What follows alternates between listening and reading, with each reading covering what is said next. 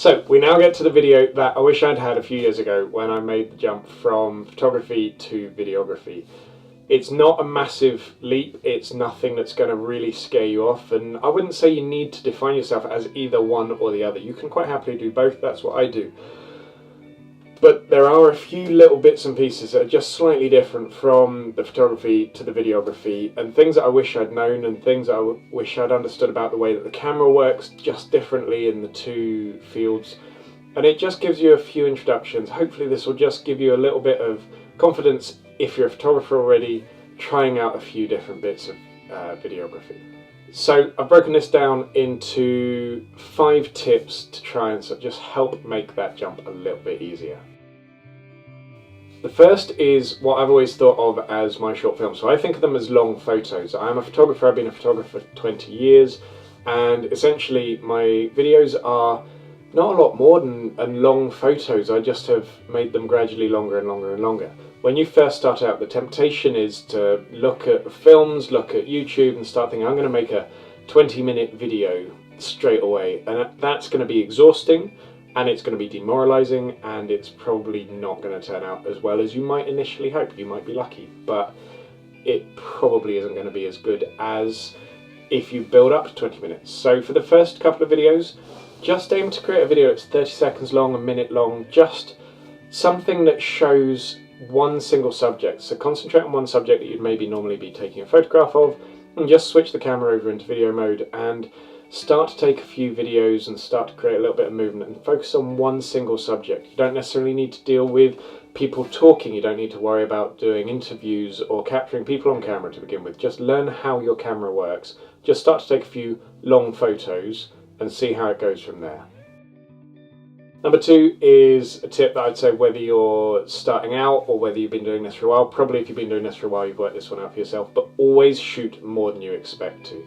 So if you're shooting for a 30 seconds short film, long video, whatever you want to do, you're probably going to need maybe 3, 4, 5 minutes worth of footage, maybe even more, because actually it's so demoralizing when you get to actually editing the footage together and going, oh, I wish I'd had another shot of this, or I wish I'd just had it from a slightly different angle, or I wish I'd had it done again but more smoothly. So maybe shoot it a couple of times. If you're doing a movement, practice the movement and shoot it 2 or 3 times so you can actually get exactly the movement that you want into your final film. And that will really help just make sure the editing process is easy, simple, straightforward. Number 3 is probably the biggest difference between photography and videography, and that's shutter speed, and something we call the 180 degrees shutter speed rule. With videography, a lot of the rules of photography stay the same. So your composition stays the same, your depth of field stays the same, but the biggest difference is the shutter speed. Shutter speed is no longer something that you really need to be focusing on as a videographer in the same way, because essentially your shutter speed is going to be dictated to you by your frame rate. When I first started shooting, I'd shoot in very bright conditions and think, okay, this is going to be a really fast moving sequence, so I'm going to use a very high shutter speed, like I would do if I was taking a picture. And so I've got a couple of videos that are taken with 4,000th of a second shutter speed, and it looks wrong, it looks really weird. There's something about it, it just looks very jerky. And it took me a while to be able to work out exactly where that was, and I did my research.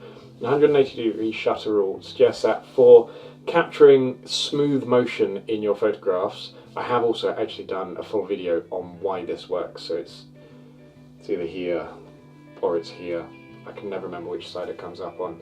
But I've done a full explanation of exactly why this works. But the basic rule of thumb is that your shutter speed needs to be twice what your frame rate is. So if you're filming at 24 frames a second, which is what is generally considered the cinematic look, then your shutter speed needs to be ideally 1/48th, but most cameras don't have that, so 1/50th of a second.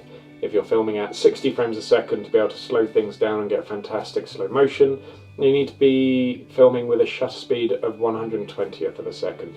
And that will just give you a little bit of movement in the pictures, which will make every frame look smoother when it all comes together. So number 4 is filters, and this actually ties in with number 3, because the problem is you still want to be able to get your depth of field. You still want to be able to get that nice cinematic look. You want to get it looking pretty using your aperture. And the problem is, because you have to have this fixed shutter speed, you then need to control your light in a different way. So I tend to use normally just sort of fixed filters like this. So this is a Kokin square filter. This is a 4-stop filter.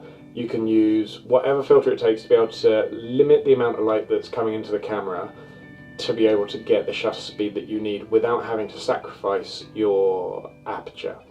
Some cameras have ND filters actually built into the camera, so it will place a filter over the sensor, so then you don't need to worry about having anything externally.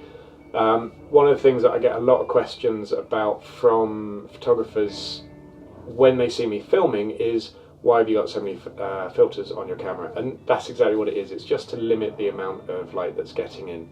The other option for this is to get a variable filter, which essentially looks like a polarizer. As you twist it, it increases or decreases the darkness that's actually allowing light through. So it means that instead of having to have multiple ones of these stacked on top of each other to achieve the right look, you can actually just twist the lens and be able to darken it immediately.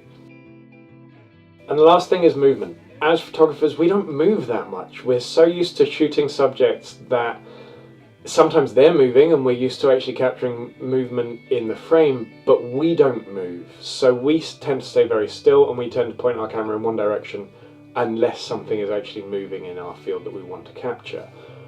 You're free to move when it comes to filming things. You are free to use that movement to actually allow you to capture multiple angles of the same subject. And it's not something that will come naturally straight away. When I'm filming this, it's locked off on a tripod and it's going to be a very static shot. And when you first start out, maybe it's worth just doing the same sort of thing, holding still and just filming for a few seconds, but you'll soon find that your pictures, your videos look quite static.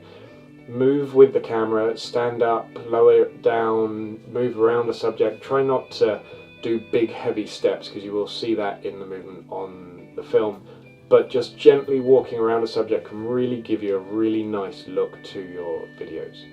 So those are my 5 tips. I hope they've been helpful. I hope they've been as helpful to you as they would have been to me a few years ago, but it should all just be good fun and enjoy it. It's one of these things that I hear a lot of people say, I was going to start doing videos, but it just seemed a bit stressful. But have a go at it, have a play with it, and let me know if there's any other hints or tips you'd like in the comments below. Thank you very much.